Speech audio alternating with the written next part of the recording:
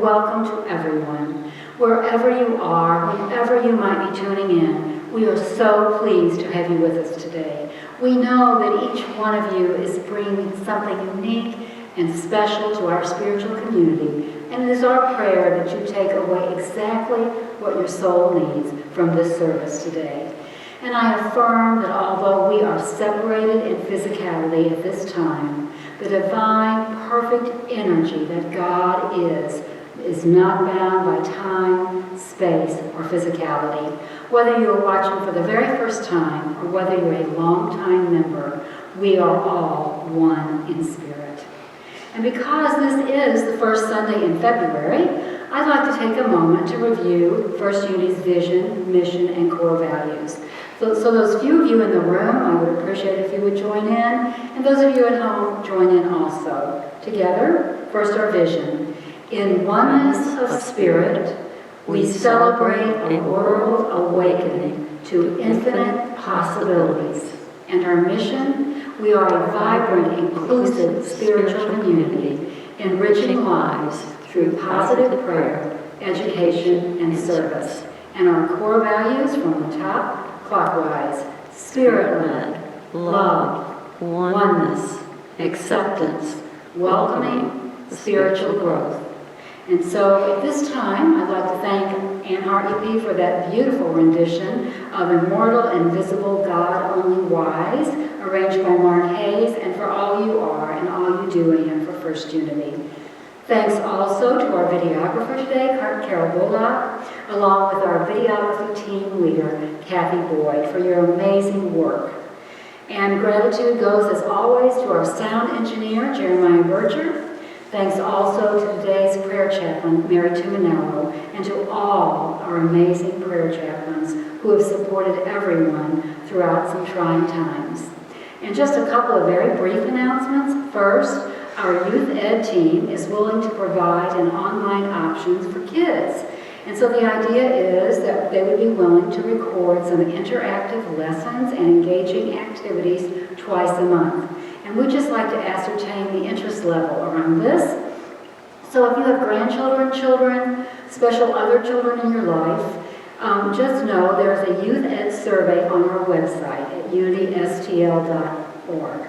Also, mark your calendars for the Women's Interfaith Conference to be held via Zoom on April 8th from 10 to noon. The registration is free this year, although they, of course, are taking donations. And by the way, men are most welcome to attend.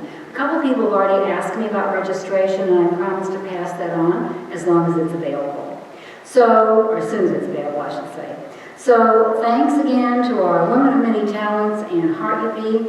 Anne will do the final blessing today, and also she's sharing her musical talent. Today's message is, what do you know?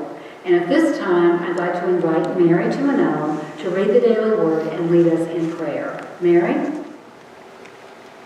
Good morning, or afternoon, or evening, whenever you're watching this. Today's daily word is inner peace. I express the peace of God. Would you repeat this with me? I express the peace of God. Peace be still. With these words, Jesus claimed his authority and calmed the stormy water. Following Jesus' example, I too claim authority. In a stressful moment, I center my awareness in the divine presence that lives in me and expresses through me. This divine presence is perfect life, love, and wisdom. It is peace that nothing and no one can disturb. No matter what may be happening around me at the center of my being, there is always peace. It is an aspect of my divine inheritance, as near as my next thought. I release all fear and tension and embrace the peace of God. As I do, divine peace radiates from the center of my being. It clarifies my thoughts, claims my emotions, and relaxes my body. In every situation, I am a presence of peace. And from Isaiah chapter 26, verse 3, those of steadfast mind you keep in peace because they trust you. Let us pray.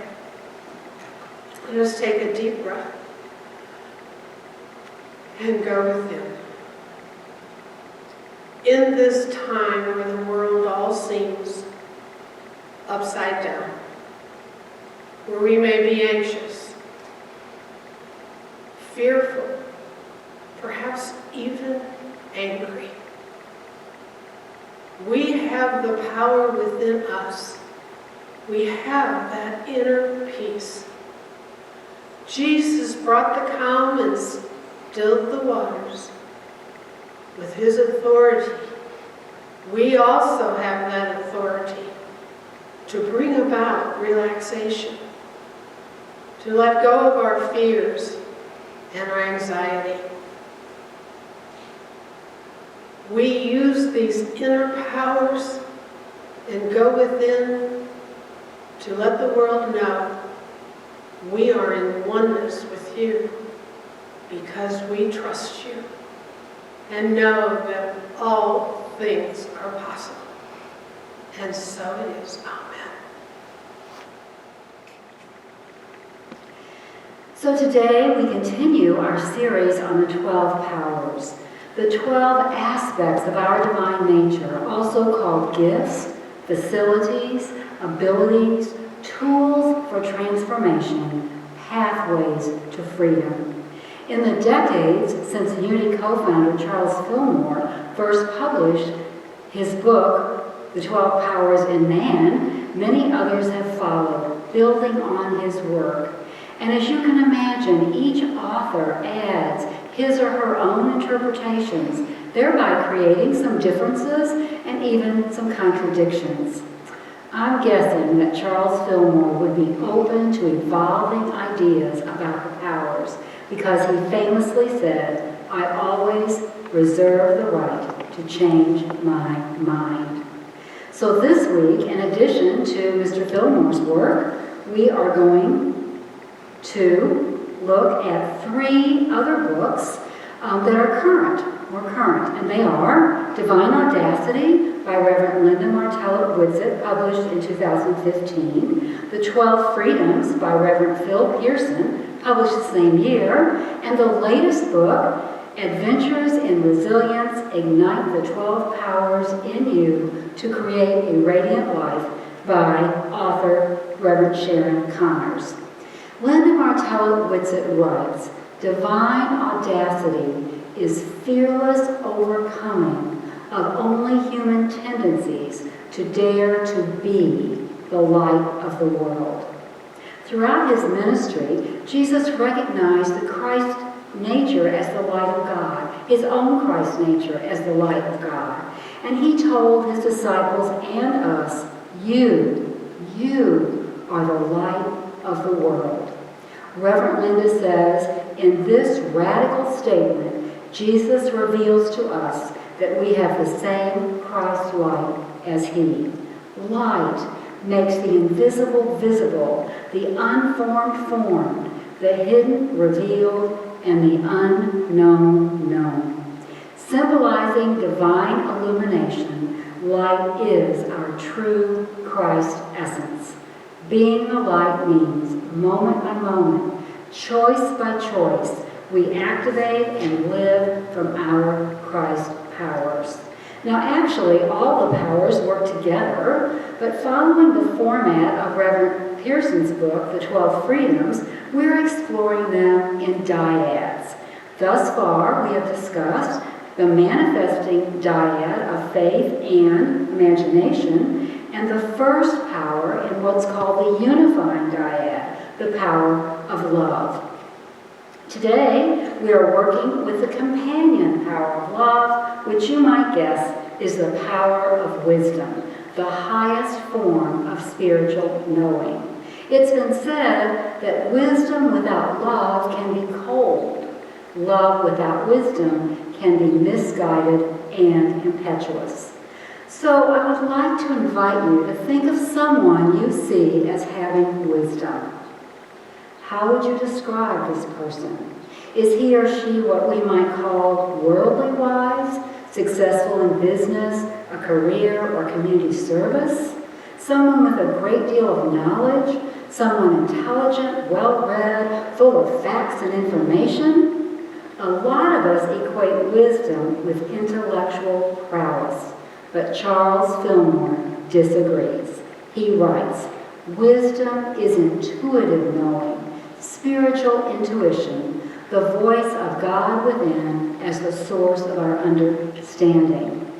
On the other hand, knowledge is concerned with facts and information independent of feeling. It is literal knowledge without consideration of spirit. The intellect is not wise. Wisdom is not its office.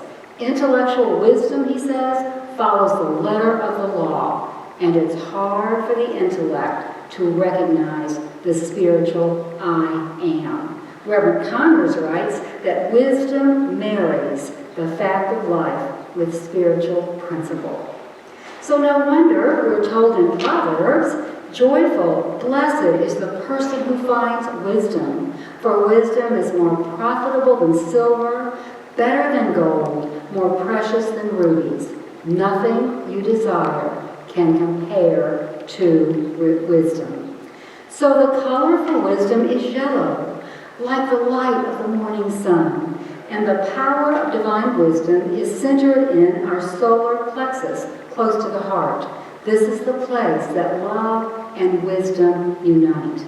The disciple representing wisdom is James, son of Zebedee, the brother of John, who you remember symbolizes love. Jesus referred to the brothers as the sons of thunder. Now, along with Peter, the three, representing faith, wisdom, and love, become Jesus' inner circle because, according to Charles Fillmore, they are the most essential in the expression of a well-balanced person. So, the question is, what do you know for sure, and how do you know it? When our grandson was about 4, I was reading a book to him when we came to a picture of an astronaut floating up in a space capsule. So, always looking for the teachable moment and being thoughtful about my perception of John's level of understanding, I went to great lengths to explain to him, using lots of words, that things are lighter in outer space. He patiently listened and then said, "Grandma, I'm pretty sure they call that gravity." And so I said to him, "How in the world could such a little boy come up with such a big concept? Where did you learn about gravity? In preschool?" He paused and very thoughtfully said, "No, actually, I think I always knew it." So we know things in different ways, do we not? Charles Fillmore notes that though we know things through the body, mind, and spirit, in the body, conclusions are reached by experience. You touch a hot stove and you know that that wasn't such a good choice. Or you make a poor choice and you feel it right in the pit of your stomach, the solar plexus. In the mind, reason is the arbiter of every question, and in spirit, actually let's go back for a minute, in the mind, you analyze, appraise, and apply what you perceive to be reasonable. In spirit, you find the inspiration that brings quick and sure answers to all life's questions. So the power of wisdom is the power of judgment, discernment, and intuition. The name originally used by Charles Fillmore in his 1930 book was judgment. Now, the word judgment fell out of use during the late 20th century because judgment became synonymous with being judgmental. One of my teachers, Reverend Paul Hesselbeck, often said, "Human beings are judgment machines." Like all of our spiritual powers, wisdom can be used from spiritual or from human consciousness. In our human skins, we tend to judge others based on all sorts of appearances: race, gender, age, occupation, nationality, religion, social class, sexual orientation, or even dialect. One of my friends grew up in Mississippi, and she always says, "If you speak Southern, people think you're stupid." And the problem is, our judgments become our lens, our way of looking at the world. We tend to focus on what we already believe and to experience exactly what we expect. Charles Fillmore wrote, "When judgment is based on sense perception, its conclusions are fallible and often condemn. If based on spiritual insights, they are safe and true." The word judgment also holds negative connotation about Judgment Day, that faithful time in the future when we come before the final judge and pay for all our errors. Charles Fillmore explains that it was the New Testament translators who were responsible for what he calls the Great Judgment Day bugaboo. In every instance where the word judgment was used by Jesus, the original text was "in a day of judgment."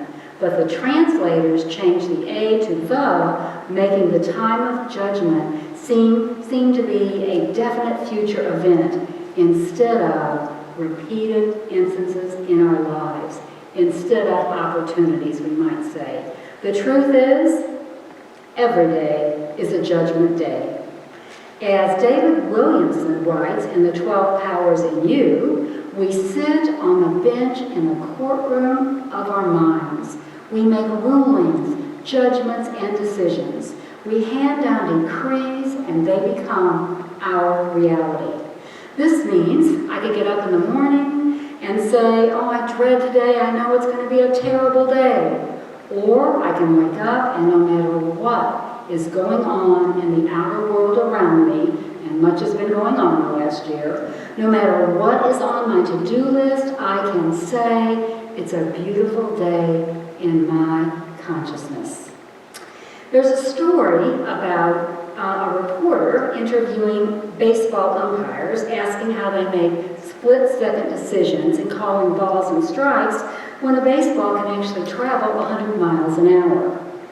So the first umpire said, well, son, there's balls and there's strikes, and I call them the way I see them. The second said, there's balls and there's strikes, and I call them the way they are. The third said, there's balls and there's strikes, but they ain't nothing until I call them. It's not what's going on in the outside world, it's what we are seeing in our own consciousness. So, how do we call our life events? Do we see the glass as half full or half empty? Do rose bushes have thorns or do thorn bushes have roses? Are those from different cultures hard-working people, or are they criminals, terrorists, and drug dealers? If someone cuts us off on the highway, do we react in anger, cursing them, or do we send them a blessing?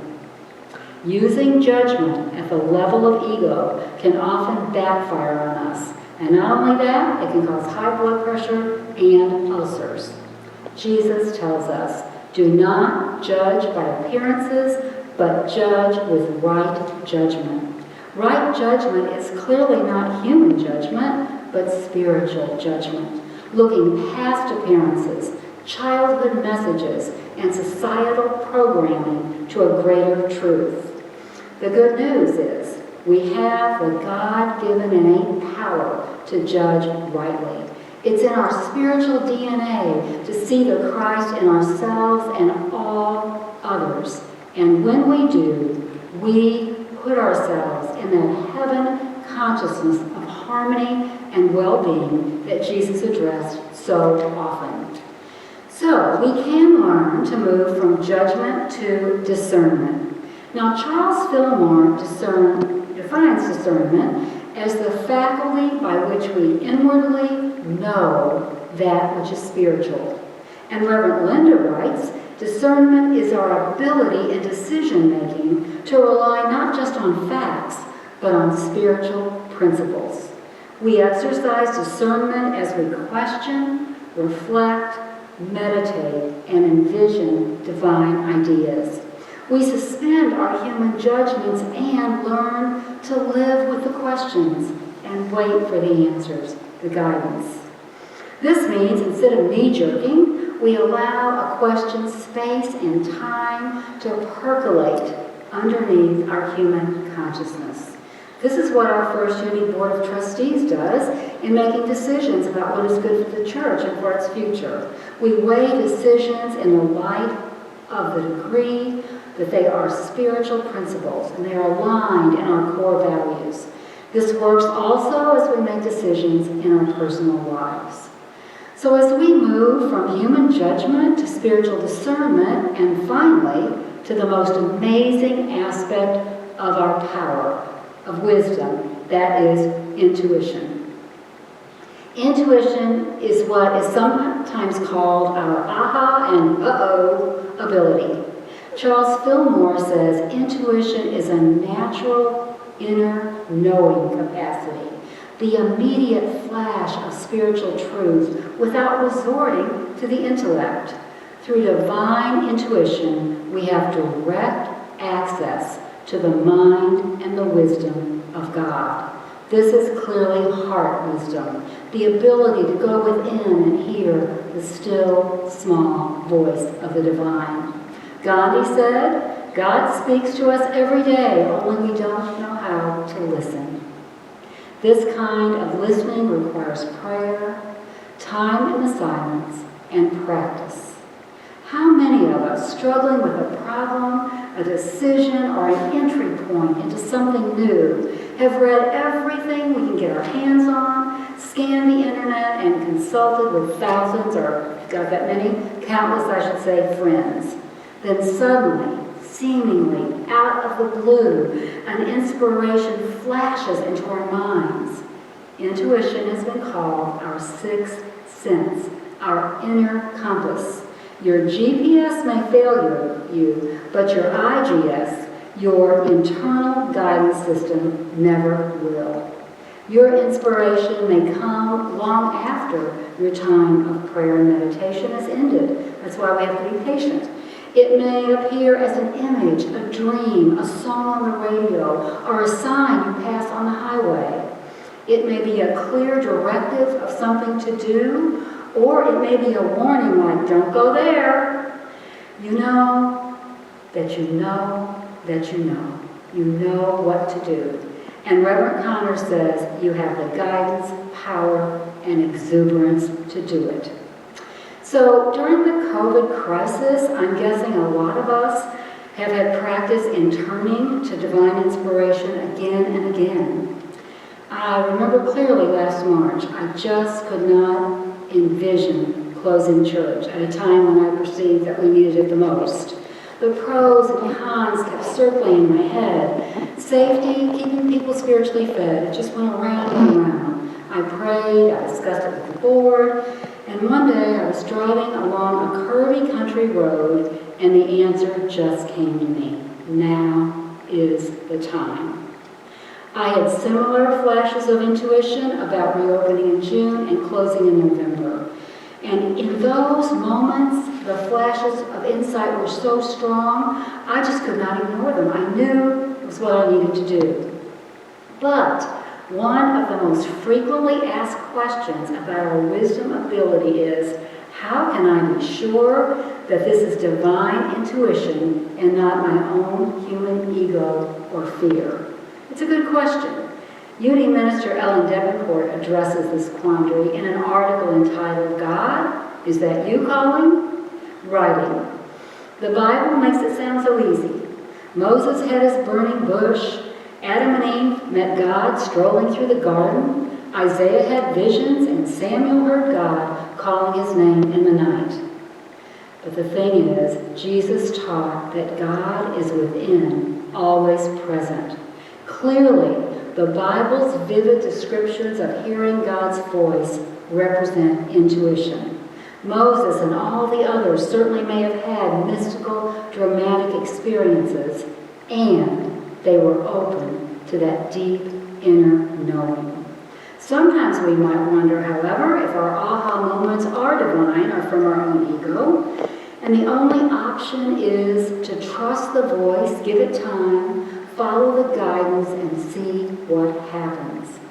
Mistakes and divine detours might actually be part of our journey.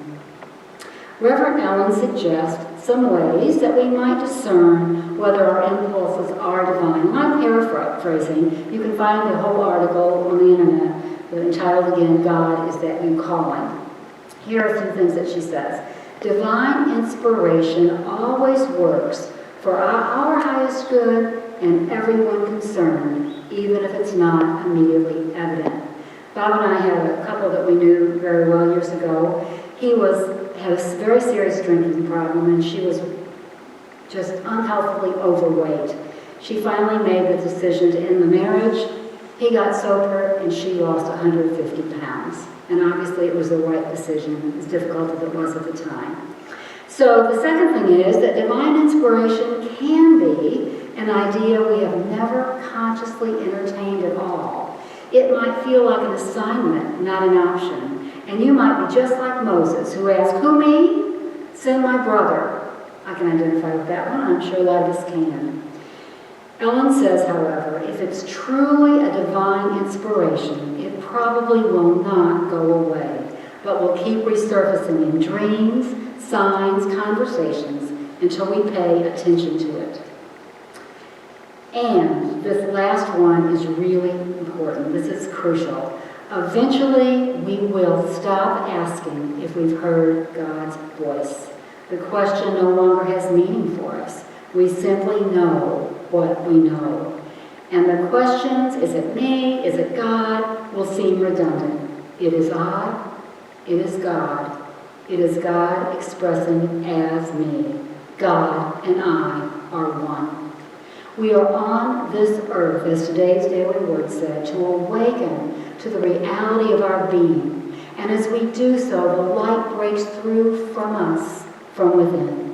Knowing our spiritual essence, we activate our power of wisdom, integrated with love. We are the light of the world, and we set the intention to let our light shine, bringing much-needed harmony, peace, and joy to our own lives and to the world. And so it is.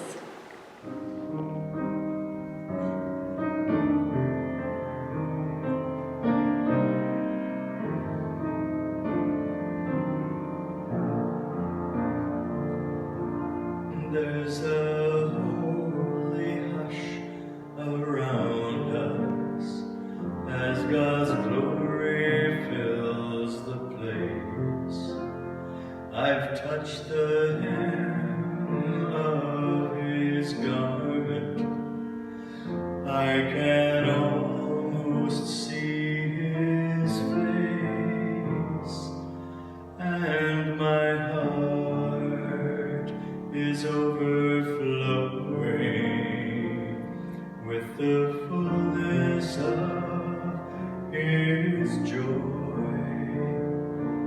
I know without a doubt that I've been with the Lord. Surely the presence of the Lord is in this place. I can feel His mighty power and His grace.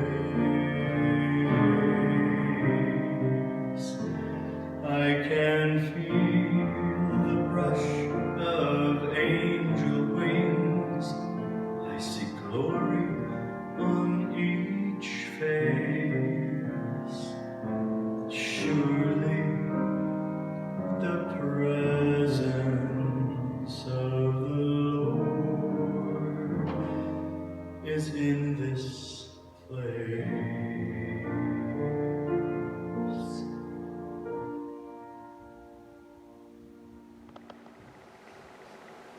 And so now, I invite you to close your eyes if that is comfortable, and just relax wherever it is you are sitting. Take that deep, cleansing breath. Hold it for a few seconds, and then slowly, gently release. In this sacred moment, there is nothing in your head or in your life more important than experiencing the presence of God. As you continue breathing in, breathing out, just release any worries, fears, or thoughts of lack. Just gently sweep them away and feel the weight on your shoulders disappear. Likewise, feel any tension in your body melt and your mind clear. In this consciousness, know that the love and light of God surrounds you, enfolds you, and expresses as you. Charles Fillmore told us, when we awaken to the reality of our being, the light begins to break upon us from within, and we know the truth that sets us free. Jesus taught, you are in the light is within you, you are the light of the world. So connect now to that inner knowing deep within your heart and soul, that knowing that you are one with the Most High. The omnipresence of God and the wholeness of Spirit is present in its entirety at every point in the universe. There can never be any distance between God and you. You have all you need within to solve life's problems, manifest your dreams and desires, and live from your true identity. The light within you shines bright and illumines your way, revealing whatever needs to be revealed. So take a moment now to feel this truth in every fiber and core of your being. The wisdom and right judgment of divine mind is within you, guiding you, inspiring you, leading you to your ever-unfolding good. So if you have a desire in your heart, a challenge in your life, or a problem that needs solving, just prepare to take it into the silence for a few minutes and just prepare to listen. The divine guidance is right now revealing answers. New thoughts and creative ideas are appearing. Just open your heart to listen for a few moments now in the silence.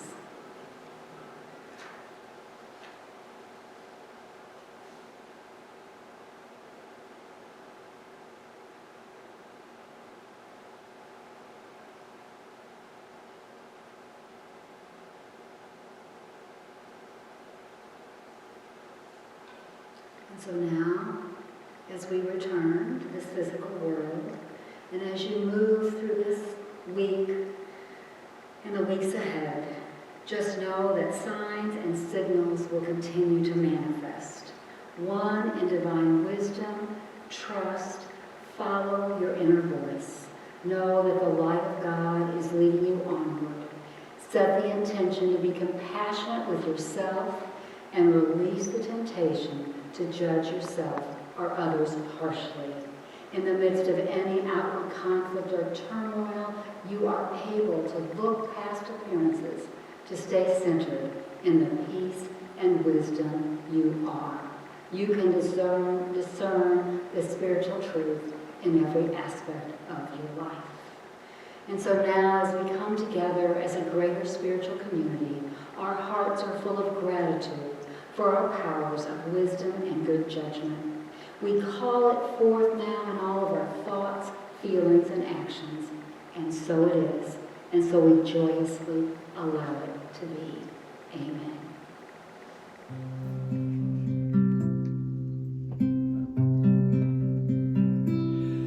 It's in every one of us to be wise. It's in your heart.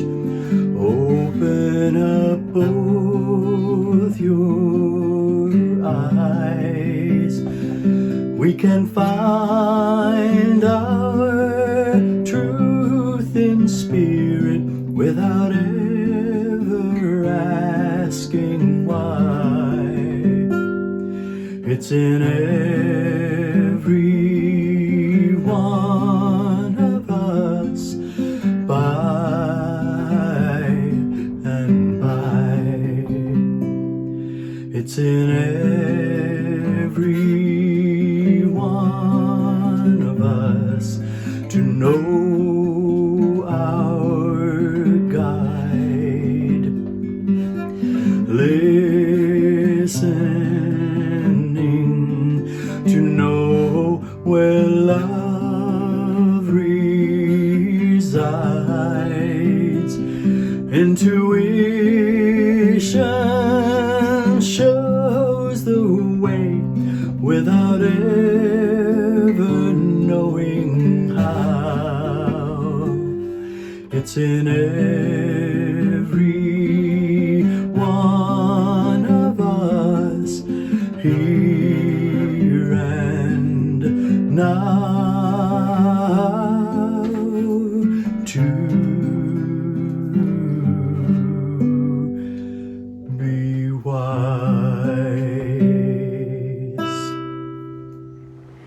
As we end our service today, let's pause and give thanks for the many blessings we've received. We greatly appreciate all of your notes of encouragement and prayers, and we're here for you as well. Please contact us if you're in need of prayer or spiritual support. Your love offerings are necessary for the ongoing work of our ministry and deeply appreciated as always. Even though we remain closed for now, our expenses remain fixed. So whether you're a regular attendee of First Unity Church of St. Louis or joining us for the first time today, we know and affirm that we are one with Divine Source and one another. Please join me now in blessing our many gifts.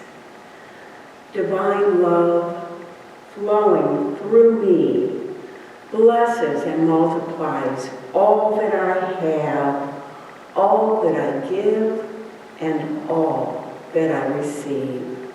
Thank you, God. We look forward to seeing you next week. We appreciate everyone who's been following us on Facebook, liking and sharing our posts, as well as those of you who have been watching us on our website or our YouTube channel. In oneness, please know we are holding each of you in the sacred space of love, light, peace, and wholeness. To close today's service, I'd like to share with you a piano arrangement by Joel Raney of Softly and Tenderly.